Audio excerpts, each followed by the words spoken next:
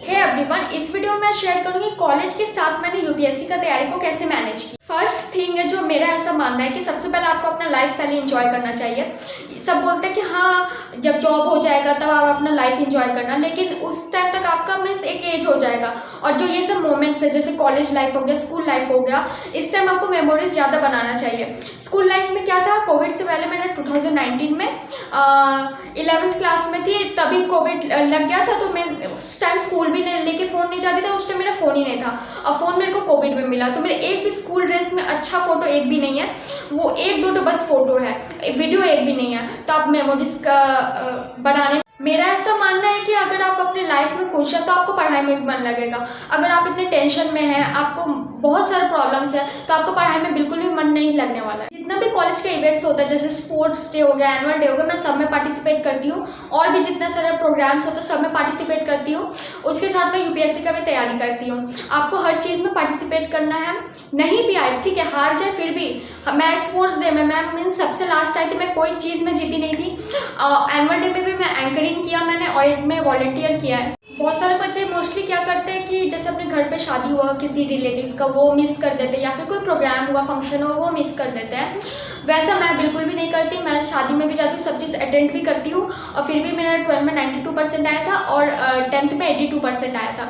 तो मीन्स वो आप शादी में नहीं जाते हैं, उसको आप सेक्रीफाइस नहीं बोलते, उसको बोलते कि आपको टाइम मैनेजमेंट करना नहीं आता है, उसको सेक्रीफाइस नहीं बोला जाता। आप फंक्शन उस टाइम अटेंड ना करें जिस टाइम एग्जाम आपका सबसे पास में हो। मेरा इस टाइम कॉलेज का एग्जाम था तो इस बार मैं गाँव नहीं जा पाई थी शादी में, नहीं तो मैं जाती।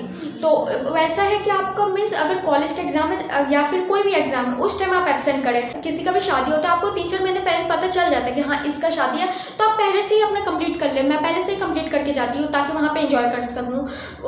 तो वहाँ पे आपको टाइम मैनेजमेंट करना होगा, उसको सेक्रीफाइस नहीं करना बोलते हैं। 12 के बाद से ही मैंने अपना यूपीएससी का ऑप्शनल के हिसाब से हिस्ट्री ऑप्शनल ले लिया है, तो उस हिसाब से मैंने हिस्ट्री ऑनर्स में कर रही हूँ और मैंने अपने यूपीएससी का तैयारी को भी सेमेस्टर सिस्टम में बांट दिया था। अपना यूपीएससी का तैयारी को सेमेस्टर सिस्टम भी बांट सकते हैं या फिर 3 ईयर सिस्टम भी बांट सकते हैं अपना कॉलेज के हिसाब से। मेरा तो बीए ऑनर्स है। जो सेमेस्टर होता है वहाँ पे मोस्टली 6 मंथ का होता है, पर वो होता नहीं है। उसमें क्या होता है जैसे 3 या 2.5 महीने क्लास चलता है आपका, 2 महीना क्या होता है कि 1 महीना तो आपका प्रैक्टिकल्स, इंटरनल्स वो सब में चला जाता है और 1 महीना क्या होता है कि आपका कॉलेज का एग्ज़ाम जो होता है एक्सटर्नल्स वो होता है, और जो 1 महीना जो बचा है 15 दिन 20 दिन, उस दिन आपका छुट्टी ही रहता है और या फिर आप कॉलेज नहीं जाते हैं। सेमेस्टर 1 में मैंने क्या किया था, सिलेबस अच्छे से रीड करके समझने का कोशिश किया था, क्योंकि सेमेस्टर 1 था तो मेरे को कॉलेज में भी समझने में टाइम लग रहा था, कॉलेज का जो सेमेस्टर सिस्टम होता है और दोनों ही मैंने समझने में टाइम दिया, सेमेस्टर सिस्टम कॉलेज का भी और यूपीएससी का भी। सेकेंड सेमेस्टर में मैंने अपना डेली करंट अफेयर देखना स्टार्ट किया, दीपक यादव एजुकेशन सर का न्यूज़ पेपर वो चैनल से एनालिसिस, और उसके बाद मैंने अपना PYQ स्टार्ट किया इकट्ठा करना। प्रिंट अब तक मैंने नहीं किया था, तब तो इकट्ठा करना मैंने स्टार्ट किया कहाँ से अच्छा रिसोर्सेज मिल जाए PYQ का। उसके बाद मैंने रिसोर्सेज कलेक्ट करना स्टार्ट किया, कौन सा बुक पढ़ना चाहिए कौन सा नहीं पढ़ना चाहिए, और बहुत सारे टॉपर्स तो पहले भी देखा था लेकिन अभी भी उस टाइम भी मैंने सेकेंड सेमेस्टर में भी देखा। उसके बाद क्या कर सकते हैं आप, थर्ड सेमेस्टर होता है उसमें आप अपना बेसिक्स क्लियर करने पे ध्यान दें। जैसे आपका बेसिक्स कोई ना कोई सब्जेक्ट तो आपका वीक होगा या फिर आप सब में अच्छे हैं तो वो बहुत अच्छा बात है। मेरा इकोनॉमिक्स वीक है तो आप अपना बेसिक्स ठीक करने में ध्यान दें। वो 6 मंथ होता है लेकिन आप मोस्टली 4 मंथ मान के चल सकते हैं, उसमें आप अपना बेसिक क्लियर कर सकते हैं। 4th सेमेस्टर होता है उसमें आप अपना 3 कोई भी स्टैंडर्ड बुक कंप्लीट करने में ध्यान दे सकते हैं या फिर 2 भी। फॉर एग्जाम्पल ज्योग्राफी कर लिया, लक्ष्मीकांत कर लिया, और साथ ही साथ आप मॉडर्न हिस्ट्री भी पढ़ सकते हैं। 5th सेमेस्टर में जो अदर 3 बच गए या फिर जितने भी बचे हुए हैं वो सब आप कंप्लीट करने में ध्यान कर सकते हैं। For example art and culture बच गया या फिर और भी इकोनॉमिक्स हो गया, science and tech and environment जितना भी है वो आप 5th सेमेस्टर में कंप्लीट करने पे ध्यान दे सकते हैं। ऑप्शनल अभी तक नहीं करना है। 6th सेमेस्टर में आपको क्या करना है कि आप जितना भी GS पोर्शन है वो सबको अच्छे से रिवाइज कर लेना है। ऑप्शनल कुछ स्टार्ट नहीं करना है आपको इस टाइम में। जो GS पोर्शन पढ़ा हुआ है, जितना भी स्टैंडर्ड बुक्स पढ़ा हुआ वो आप रिवाइज कर लें। अगर आप कॉलेज वाला सब्जेक्ट कोई अपना ऑप्शनल लेना चाहते हैं तो आप कॉलेज खत्म होने के बाद अपना ऑप्शनल का तैयारी स्टार्ट करें, क्योंकि उस टाइम तक आपके दिमाग में जो सब्जेक्ट है, जैसे हिस्ट्री है तो हिस्ट्री का जैसे मेरा अभी 5th सेमेस्टर चल रहा है, जैसे मैंने अपना हिस्ट्री लिया है तो आप कॉलेज के बाद मैं अपना ऑप्शनल की तैयारी स्टार्ट करूँगी। इससे क्या होगा, क्योंकि कॉलेज में आप ध्यान दें अपना सब्जेक्ट का बेसिक्स क्लियर करने में। और कॉलेज का जो बुक्स होता है, जैसे मेरे को बोला गया है कि एंशिएंट हिस्ट्री के लिए आप उपिंदर सिंह मेरे को पढ़ने बोला गया कॉलेज से, और यूपीएससी के लिए भी उपिंदर सिंह लगता है, तो वो बुक्स खरीदे जो आपका दोनों में कॉमन हो।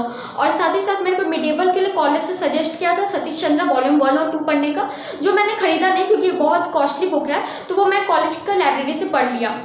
ठीक है, वैसे अभी मेरा मॉडर्न हिस्ट्री चल रहा है, वहाँ पे मेरे को सजेस्ट किया Plassey to partition by Shekhar Bandyopadhyay का टेक्स्ट पढ़ने का, तो अभी मैं जस्ट स्टार्ट हुआ है तो वो मैं लाइब्रेरी से पढ़ूंगी। इससे क्या होगा कि आप कॉलेज की लाइब्रेरी को यूज़ कर पाएंगे और बुक्स खरीदने का आपको उतना ज़रूरत नहीं पड़ेगा। आप इंपॉर्टेंट का फ़ोटो खींच सकते हैं घर ला के, बुक को वो घर इशू कर लें। ग्रेजुएशन के बाद पढ़ने से क्या होता है कि आपको दिमाग में वो टाइमलाइन सेट होता है, आपका बेसिक्स क्लियर रहता है, बस आपको अच्छे से रिवीजन करना होता है और यूपीएससी के हिसाब से आपको नोट्स बनाना पड़ेगा।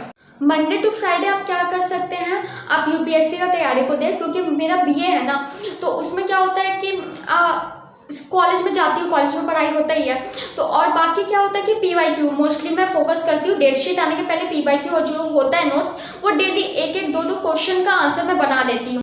मंडे टू फ्राइडे में यूपीएससी का पढ़ाई को ध्यान देती हूँ, और सैटरडे क्या करती हूँ कि पीवाईक्यू देख के अच्छे से एनालाइज करके सिलेबस के साथ हाईलाइट मैं पहले करके कॉलेज का इंपॉर्टेंट टॉपिक्स निकाल लेती हूँ। ये चीज़ आपको यूपीएससी में भी करना है, वो चीज़ का मैं नोट्स बनाती हूँ सिर्फ सैटरडे को कॉलेज का लिए, और संडे पूरा ऑफ रखती हूँ क्योंकि आपको रेस्ट लेना भी ज़रूरी है, और मीन्स ज़्यादा इन्जॉयमेंट करने में भी टाइम देती हूँ, और थोड़ा पढ़े लेकिन ठीक से पढ़े। That's all for this video. If you like my video please like share and subscribe.